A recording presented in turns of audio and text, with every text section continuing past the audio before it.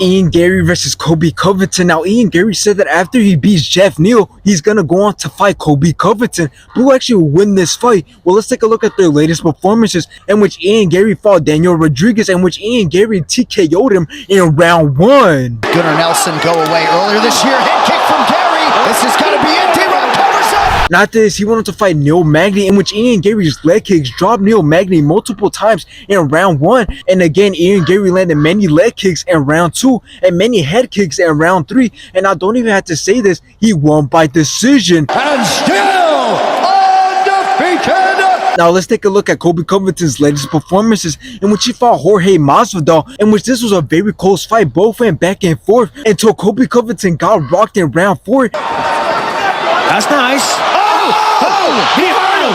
And Jorge Masvidal couldn't finish the job, so Colby Covington won by decision. For the winner by unanimous decision, Colby. After this, Colby Covington went on to fight Leon Edwards, in which this was a very close fight. Both had great takedowns, but Leon Edwards' leg kicks were too much for Colby Covington, and Colby Covington was just trying to survive, in which Leon Edwards outlanded Colby Covington and won by decision. And still.